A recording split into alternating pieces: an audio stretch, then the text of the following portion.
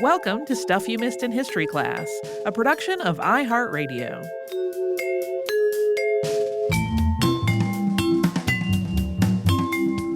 Hello and welcome to the podcast. I'm Tracy V. Wilson. And I'm Holly Fry. I think a lot of my episodes lately have been really concentrated in the 19th and 20th centuries. Me too. And that's for a lot of reasons. Like one topic leading me to another related topic in the research. Holly's nodding for listeners at home. Pulling topics from the suggestions that our listeners have sent in, which do tend to be kind of clustered toward more recent stuff. That is not a complaint at all. We love listener suggestions. That's just an observation that a lot of them are in the 19th and 20th century range. A lot of the episodes that I have worked on this year have also been inspired by things that are going on in the world right now that have some kind of relatively recent antecedent or context or parallel. I don't want to feel like I'm only talking about one time period on the show, though. So this week, I made a point of going at least a little bit farther back than the 19th century, and I made it all the way back to 17th century polymath Maria van Schurman. She would have been considered very well educated among people of any sex in Europe for most of the early modern period. The fact that she was a woman, though, made her truly exceptional. She's described as the most learned woman of her time. She basically became a celebrity because of it. One thing that I do want to note is that a lot of the places that we are talking about in this episode are pronounced a little bit differently in Dutch or German than they are in English. And I found trying to adopt like a slightly different German or Dutch pronunciation for things to be just kind of a little bit jarring in terms of the names that people in our audience would expect to hear. So we are not trying to pronounce things in a very Dutch or German way, which are the two languages that are relevant to the most of this. Maria van Schurman's life was deeply affected by the Protestant Reformation and Catholic Counter-Reformation in the 16th and 17th centuries. Her father, Frederick, was from Antwerp, which is in Belgium today, but was part of the Spanish Netherlands at the time. Frederick's family were Calvinists, and in 1568 they had to flee from Antwerp because of religious persecution and violence. Philip II of Spain, who was staunchly Catholic, had dispatched Fernando Alvarez de Toledo y Pimentel, Duke of Alba, to put a stop to a growing Calvinist uprising in the Spanish Netherlands. And to that end, the Duke established a special court called the Council of Troubles, which sentenced rebels and so-called heretics to imprisonment or death without due process. This council earned the nickname the Council of Blood, and this conflict was at the start of the 80 Years' War, which was both a religious war and a fight for Dutch independence from Spain. Frederick van Schurman was about 4 years old when his family left Antwerp. They eventually made their way to Cologne, which is in Germany today, but at the time was a free imperial city in the Holy Roman Empire. In 1602, Frederick married Eva van Harf de Dryborn, and they had 4 children together.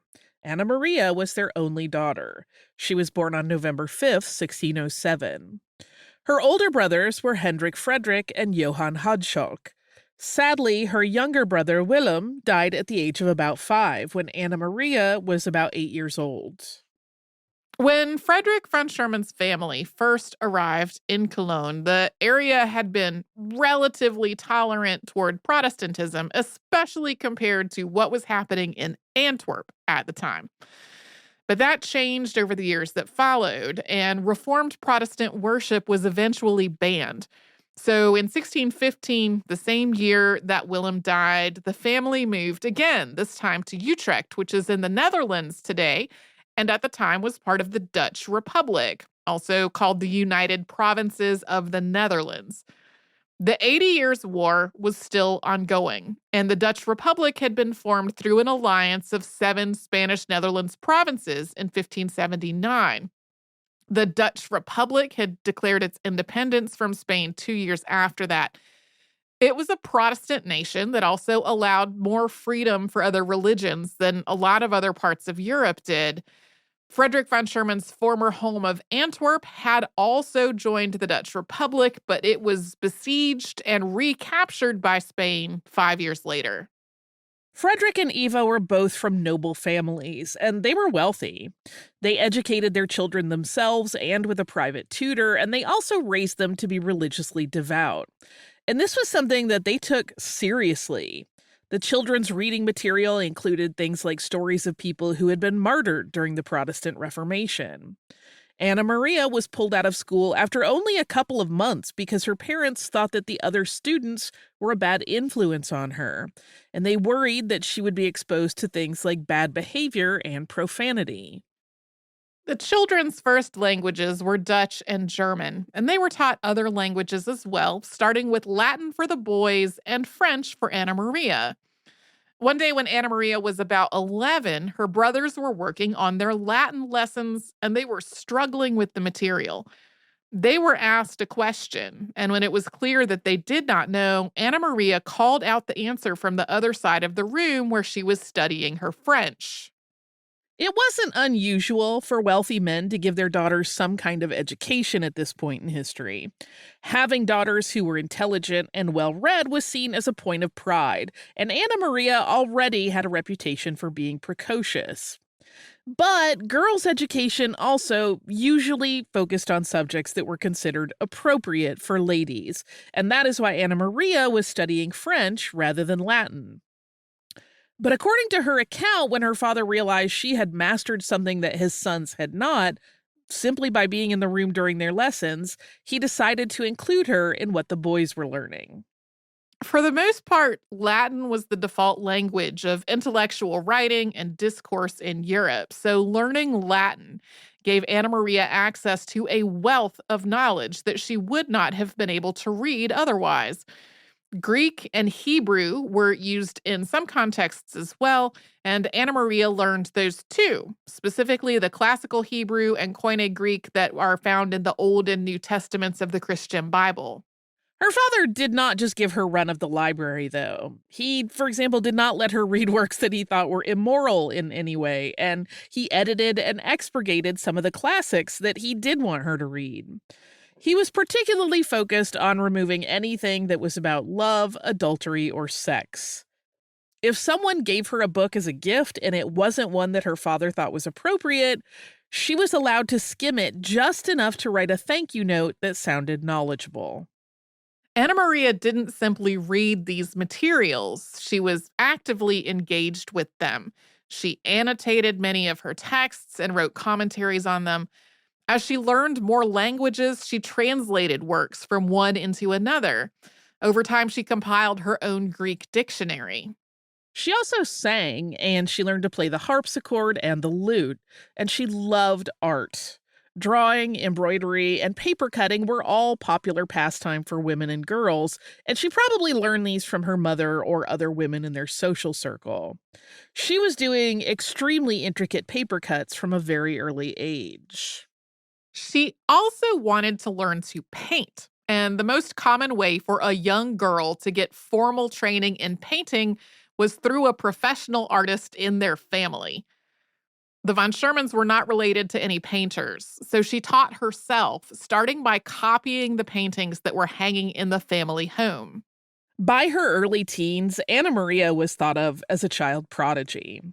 In 1620, when she was 13, she met Anna Rumers Vischer, who was a poet and a glass engraver. She was in her 30s. Anna wrote a praise poem about Anna Maria, which referenced Anna Maria's harpsichord and lute playing, her singing, her writing, and her painting, saying that if heaven allowed it, Anna Maria would one day be, quote, the pride of all those maidens who ever pursued knowledge. Anna Rumers Vischer and her sister, Maria Tesselschade Rumers Vischer, had already established themselves as part of the Mauden Circle, or Mauderkring, which was a group of writers, artists, and scientists who met at Mauden Castle near Amsterdam. These sisters were the only two women who were really considered to be part of this circle. And they were also connected to a lot of other Dutch artists and scholars that Anna Maria would eventually grow to know herself. In 1623, the Van Schurman family moved to Franeker, which was home to Franeker University. Her brother Johann Hodschok was going to study medicine there, and her father Frederick was planning to continue his education as well. But on November 15th, 1623, Frederick Van Schurman died at the age of 59.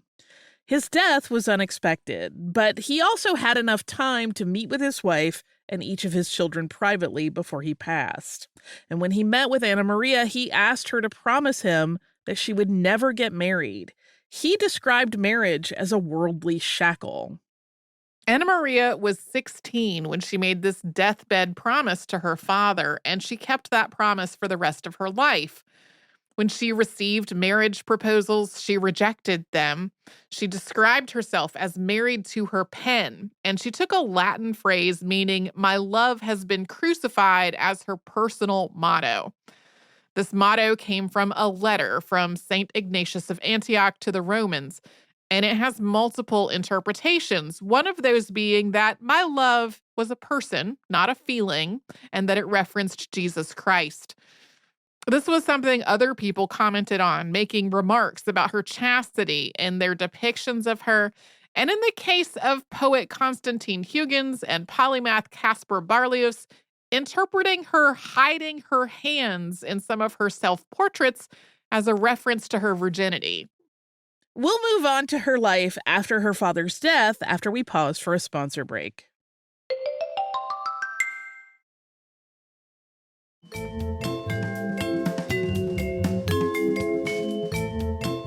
Anna Maria's brother, Johann Hodschok, was about 18 when their father died.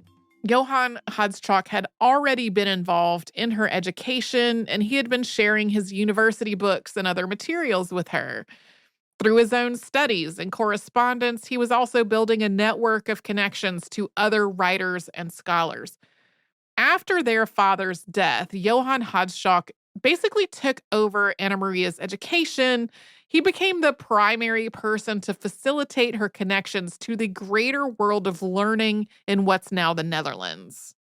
But for a while, her father's death really derailed Anna Maria's education. She was grief-stricken, and she had a hard time concentrating. Eventually, she had a dream in which Lady Philosophy appeared to her and advised her to be reasonable, and told her that with time, she would be more focused on happy memories of her father than the pain of her grief. And after this dream, Anna Maria turned to reading and studying to keep herself busy. The family went back to Utrecht in 1626, and two of Anna Maria's aunts who were fleeing the 30 Years' War came from Cologne to live with them. Anna Maria was 19, and she started expanding her study of art. She learned engraving through self-study and probably with the help of Magdalena van de Pas, daughter of Crispijn van de Pas, who was an engraver and publisher who lived in Utrecht. Anna Maria started working in other media as well, including carving things from wood, making wax models, and engraving on glass with a diamond. She produced a lot of portraits and self-portraits in an assortment of media, including gouache, oils, engravings, pencils, and pastels. She was the first person in the Netherlands known to do portraiture in pastels. She also carved portraits from wax and boxwood. But while she learned to do all of this, she never aspired to become an artist. Art was what she did when she wanted to take a break from her academic study. And there was a lot of academic study. She read classical literature in Latin and Greek and scientific and medical texts. She also became proficient in numerous other languages. In addition to the Dutch, German, French, Latin, Greek, and Hebrew that she had started studying from a young age, she also became proficient in Arabic, the Ethiopian language of Gale, Flemish, English, and Italian. Some of these languages have different alphabets, and she liked to write out a Bible verse in multiple languages, with each language using its own script, and she would give that to people as a gift, including for people who had asked her specifically to do one of these for them. In her early teens, Anna Maria had started writing letters to poets, artists, and scholars, primarily in the Dutch Republic, but elsewhere as well. One of her correspondents was diplomat and poet Jacob Cats, starting when she was around 14. Cats may have been the person who introduced her to the Vischer sisters, and he was also one of the people who really promoted her and her accomplishments. As Johann Hodschak guided her academic and religious education, he also connected her to other people who were part of his own network. This included poet and diplomat Constantine Huygens and painter Gerard van Honhorst, who ran an art school where she continued to study painting. Sometime around 1632, Anna Maria van Schurman became connected to Elizabeth, Princess Palatine of Bohemia. Elizabeth was the daughter of Elizabeth Stuart and Frederick V, who were nicknamed the Winter Queen and Winter King because Frederick's reign lasted only from August of 1619 to November of 1620, so only for one winter. Elizabeth Stuart, the Winter Queen, is somebody who's been on my list for a while. Frederick's reign had ended with his death, and afterward, Elizabeth Stuart and the family had taken refuge at The Hague. When they first became acquainted, Princess Elizabeth was 14 and Anna Maria von Schurman was 25. It is not completely clear how they met. The most widely cited possibility is that French theologian André Rivet, professor of theology at the University of Leiden, made the introduction. He was also at The Hague tutoring William II, Prince of Orange, and he may have given some of von Schurman's poems to the princess and likely facilitated their correspondence. Van Schurman became something of a mentor to the princess, including giving her advice about people to read and subjects to study. They were friends for the rest of their lives, writing to one another and meeting in person. But they went in very different directions in terms of religion and philosophy. As we've said, Anna Maria was religiously a very devout Christian, and consequently, a lot of her interests were very grounded in Christian theology and Aristotelian thought.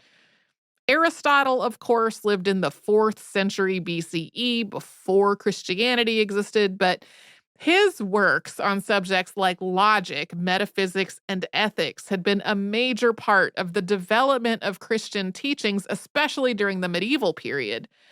But Princess Elizabeth became focused on rationality and the work of René Descartes. She and Descartes had an ongoing correspondence, and Descartes dedicated some of his works to her.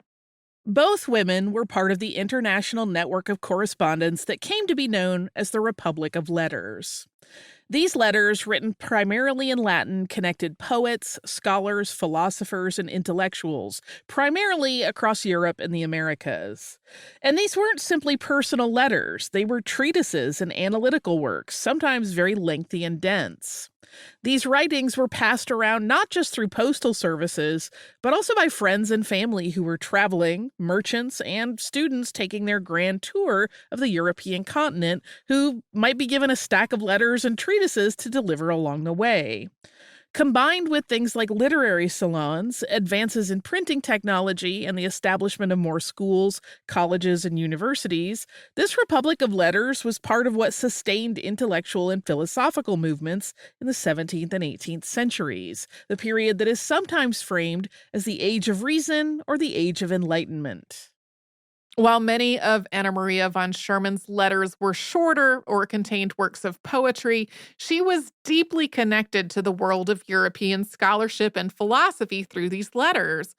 The same was true of other women, too. She was not at all the only one. This included, of course, Princess Elizabeth.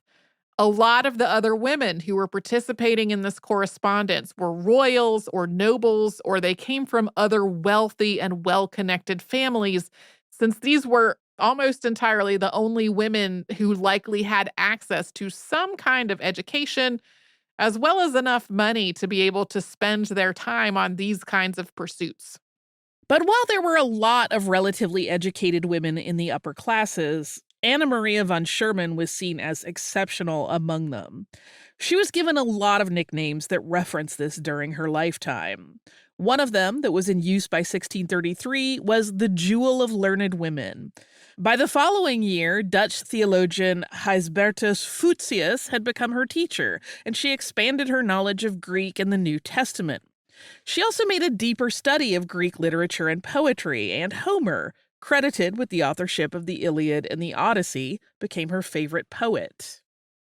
Von Schurman was also unique in that she was able to access a university education, something that women were almost entirely excluded from.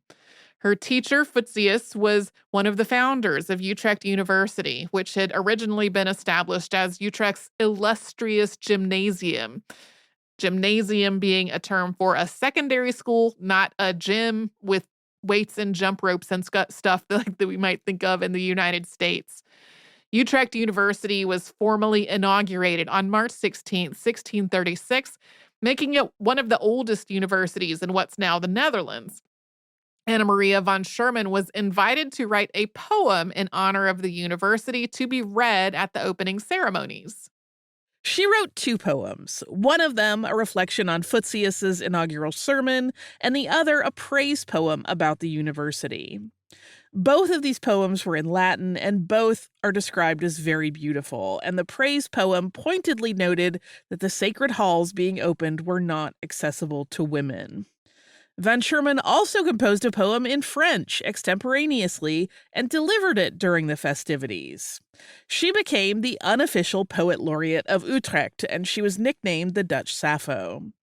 The name Sappho was not as closely connected to lesbianism as it is in a lot of places today. This was a reference to her skill in poetry. We just ran our episode on Sappho, which talks about the evolution in the connotations around her name and identity as a Saturday classic. After the opening of the University of Utrecht, Futsius continued to tutor von Schurman, including in the Semitic languages of Hebrew, Syriac, and Chaldean, and he made arrangements for her to attend lectures at the university, seated in a special compartment with its entry and exit covered by curtains so that she would not distract the men. This made her the first woman in the Netherlands known to attend a university. She completed the equivalent of the Faculty of Letters, which was the basic liberal arts coursework required for all students, most of which she had already mastered before attending these lectures. And she continued to attend both public and private lectures at the university for years. We'll talk about how her work as a scholar evolved from here after a sponsor break.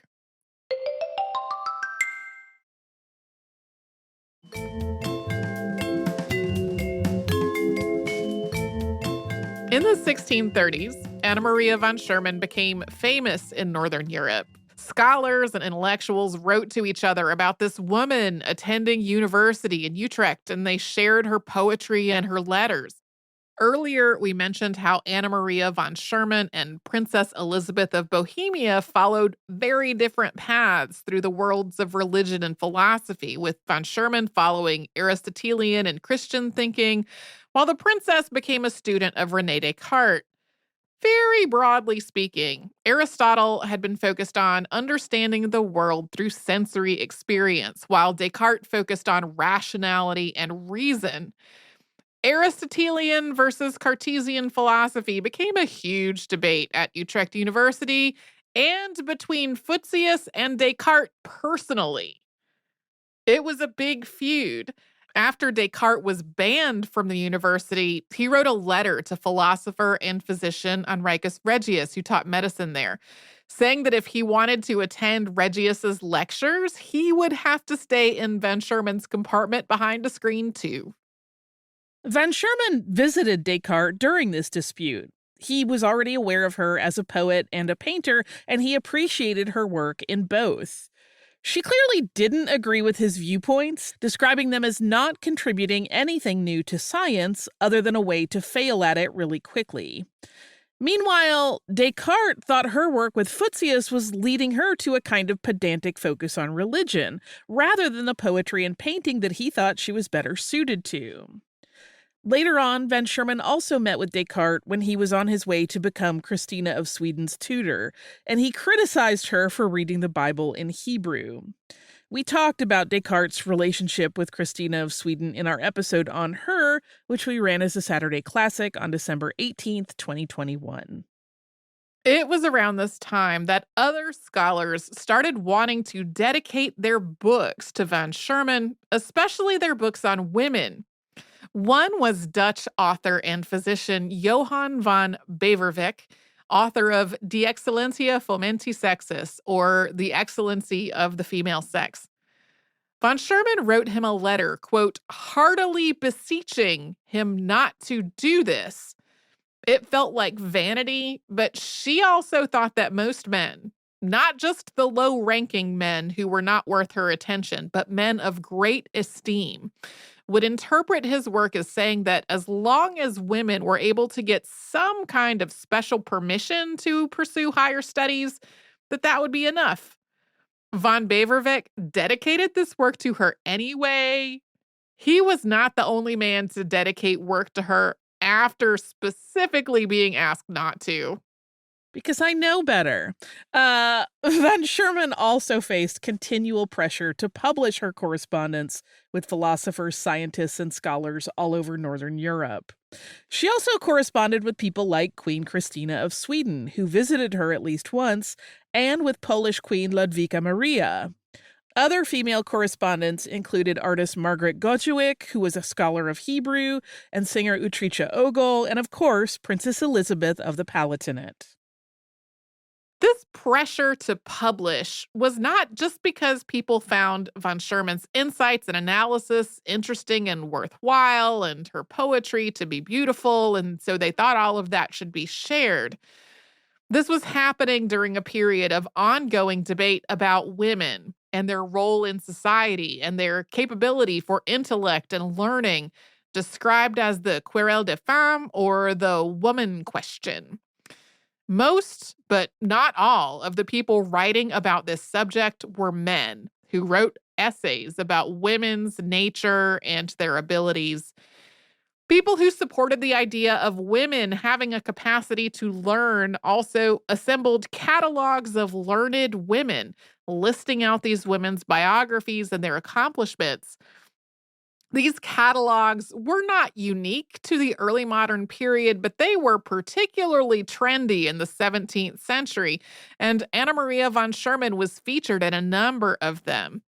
So in this context, people who supported the idea of education for women and of women having a place in academia and society and just the capacity for thought and learning, they thought that von Schurman's letters could serve as direct evidence of the arguments that they were making and as an inspiration for other women. More than once, when von Schurman refused to publish her letters, men did it for her without asking. The first was Charles Duchesne, who printed an unauthorized collection of her correspondence with French theologian André Rivet in 1638. He did not have Rivet's permission either. And in addition to being printed without their permission, this collection was full of errors. After this, von Schurman decided to expand what she had written to Rivet into a standalone work, which was published in Latin with a title that translates to A Dissertation on the Capacity of Women for Education in 1641. Translations of this work into Dutch and French followed, and it was published in English as The Learned Maid, or Whether a Maid May Be a Scholar, a logic exercise written in Latin by that incomparable virgin Anna Maria Schurman of Utrecht in 1659. So that title includes a question, whether a maid may be a scholar. And at the very beginning, the text answers it, quote, "We hold the affirmative and will endeavor to make it good." This dissertation contains 14 syllogisms, or structured logical arguments, with a major premise supported by a minor premise leading to a conclusion. As an example, here is number 8, argument from the genus of the predicate or of learning. Quote, "Arts and sciences are convenient for those to whom all virtue in general is convenient. But all virtue in general is convenient for a maid. Therefore, the major is evident from the division of virtue into intellectual and moral. Under the former whereof the philosopher comprehendeth the arts and sciences. The minor hath no need of proof, for virtue, as Seneca saith, chooseth her servant neither by their state nor sex.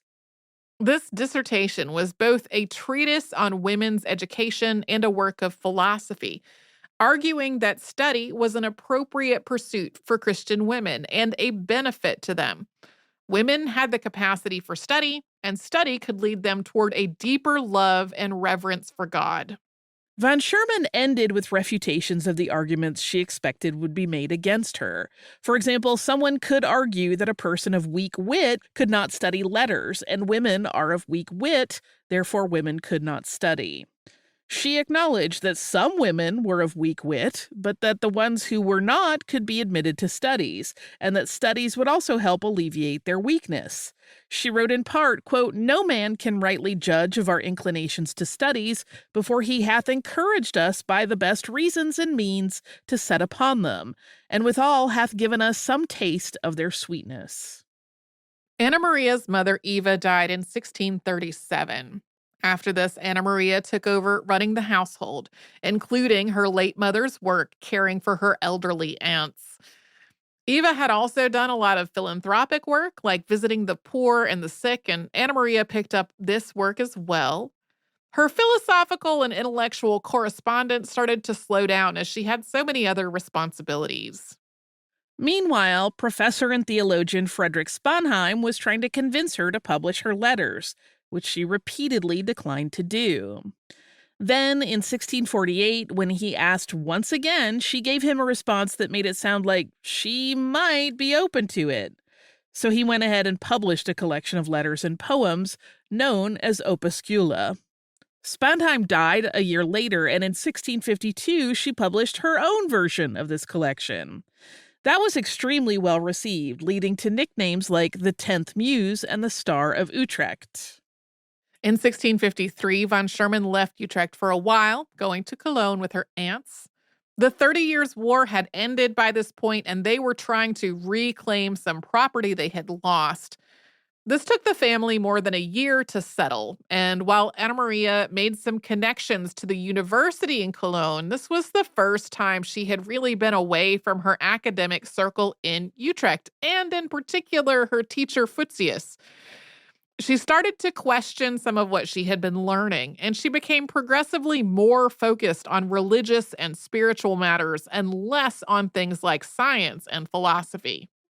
In 1660, Anna Maria, her brother Johann Hodschok, and their aunts moved to Lexmond, south of Utrecht, taking a couple of servants with them. Both aunts died in 1661, at which point Anna Maria and her brother returned to Utrecht. And around that time, they met Jean de Labadie, former Jesuit priest and religious reformer. He had left the Catholic Church and founded a series of small pietistic communities. That's a religious movement focused on piety and godliness. Over time, the Labadists community became like a commune, including shared property and common meals. Jean de Labadie and his teachings and communities were controversial. By the time he met the von Schurmans, the Labadists had been forced to move several times. In 1669, Anna Maria ultimately abandoned her life as a scholar. She left the Dutch Reformed Church and she became a Labadist. This was shocking to a lot of people. The Dutch Reformed Church had been advocating for the government to take some kind of action against the Labadists, and a lot of the people who admired von Schurman's scholarship, poetry, and art were just baffled at this shift in her life. Did they unfriend her on proto-Facebook? The Labadists continued to move around as they faced persecution and harassment. In 1670, Anna Maria sought help from Princess Elizabeth, who was abbess at the abbey at Hereford in Westphalia. Elizabeth had to describe the Labadist community as a convent that was being led by von Schurman, with Jean de Labadie acting as its minister in order to get Elector Friedrich William of Brandenburg to give his permission for them to live there. They continue to face persecution, though, including from people who found Jean de Labadie's teachings to be heretical and from people who suspected him of secretly still being Catholic. The Labadists moved on from Hereford around 1672, with the princess helping them relocate to Altona, which was part of Denmark at the time, but is now in Germany. This move was probably the last time that Anna Maria saw Princess Elizabeth. In Altona, von Schurman published a religious autobiography called Eucleria. It was largely focused on her decision to leave a life of scholarship and join the Labadists. While she continued to create some artwork, mainly in sculpted wood and wax, she largely retired from the world at that point. In her last years, Anna Maria von Schurman was disabled with some kind of arthritic condition, and she used a wheelchair. Jean de Labadie died in 1674, and from that point, she was seen as the leader of the Labadists. Afterward, they moved again from Altona to Weeward in the Dutch province of Friesland. Anna Maria von Schurman died there on May 14, 1678. She had already sold much of her property, and what was left went to the Labadists. According to her wishes, she was buried in Weeward without a ceremony. The Labadist community continued at Weeward for a while. Maria Sibylla Merian and several of her family joined the Labadists there in 1686. We ran our episode on Maria Sibylla Merian as a Saturday classic on April 2nd, 2022. The Labadist community at Weeward was dissolved in 1732. Before she died, Anna Maria von Schurman destroyed a lot of her letters and poems, and there's a lot of speculation about her reasons why. The Labadists were very focused on piety and renouncing worldliness, and she might have seen her past writing as contrary to that. One of the things that she criticized herself for in her biography was pride that had come along with her accomplishments and her fame. She had come to see that as sinful and improper. She might have felt that after her shift away from university study, these earlier writings didn't represent her anymore. She might have also been afraid that if she did not destroy her work, other people would use it to turn her into some kind of cult figure after her death. Almost 200 years passed between Anna Maria von Schurman's death and another woman being enrolled at a university in the Netherlands. That is generally recognized as Alida Jacobs, who started at the University of Groningen in 1871 and also became the first woman physician in the Netherlands in 1879. Anna Maria von Schurman is not forgotten today. Utrecht University is building a new teaching complex, which is to be named after her. Do you have listener mail? I do have listener mail. This is from Caitlin. Caitlin has written us a number of letters, and they're always really lovely. And Caitlin wrote, "Hi, Tracy and Holly. Your recent episode on Wilfred Owen was like a time machine. I was instantly transported back to my senior year of high school when I was in academic decathlon, and the subject was World War I. The way academic decathlon works is that there are 10 subjects, the deca of the name, and most of them are tailored to the yearly theme. So for language and literature, we studied Ernest Hemingway's The Sun Also Rises, as well as poems and poets of the war. It seemed like every name you mentioned in the episode brought full force memories of studying with my teammates, coming up with mnemonics for Siegfried Sassoon, Rupert Brooke, Wilfred Owen, and their poems, committing Dulce et Decorum Est to memory, and trying to keep track of which bits of biographical detail went with which poem. At 16, I knew I was queer, but was out to very few people, and generally didn't speak about queer things out of fear that someone would register how passionate I was and put together the pieces. Reading about Owen and Sassoon and realizing that there was more to their lives than our packets contained was transformative, and I was, and still am, deeply moved by Owen's life and how abruptly it was cut short. I had forgotten how much these poets meant to me and how much the lost generation moved me, so thank you for bringing that back to mind. On a different subject, I know you have a recent episode on measles and its history, so I won't request an episode on that, but have you considered an episode on viral hepatitis and the ethical controversy around the development of its vaccine? I may have written about this before, so forgive me if I'm repeating myself, but in short, Dr. Saul Krugman worked at the Willowbrook School, an institution for disabled children. In researching viral hepatitis, he deliberately infected disabled children with the disease in order to test his theory about its transmission and then to test vaccine efficacy. This horrific ethical abuse was not a secret, but Krugman never faced real repercussions, and until his death, he maintained that he was in the right because he was acting in service of the greater good. This is a subject that is very close to both my heart and my academic research. I work in history of education and presented a paper comparing the Willowbrook hepatitis experiments with the Tuskegee syphilis experiments in public memory. Why is one common knowledge while the other is an obscure footnote? That's obviously quite outside the scope of this podcast, but important nonetheless. Some books on the subject, some of which are broader in scope than just this case, Against Their Will, The Secret History of Medical Experimentation on Children in Cold War America by Alan M. Hornblum, Judy L. Newman, and Gregory J. Dober.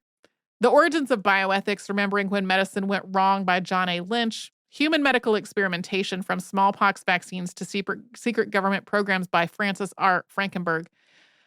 I've included a few photos for pet tax. My orange boy, False Dimitri 4, has learned to climb onto display shelves that are strictly no cat zones.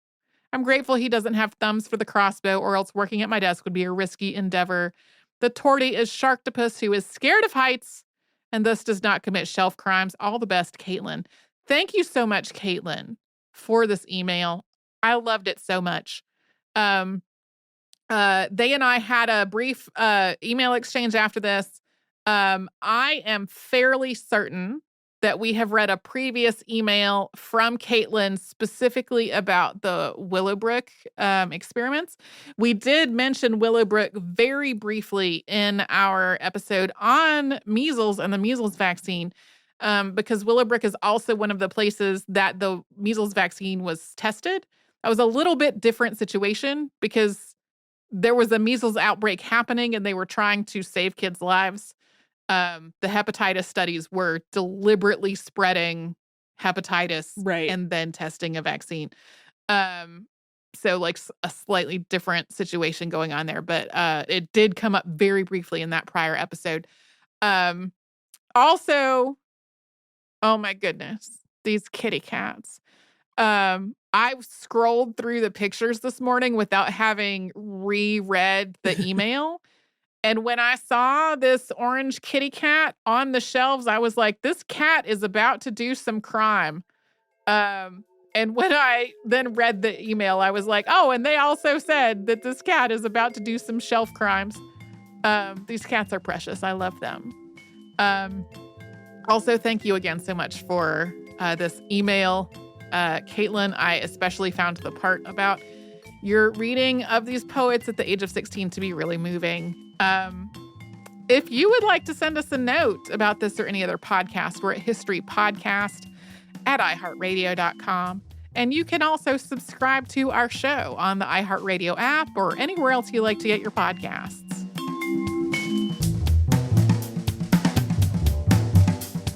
Stuff You Missed in History Class is a production of iHeartRadio. For more podcasts from iHeartRadio, visit the iHeartRadio app, Apple Podcasts, or wherever you listen to your favorite shows.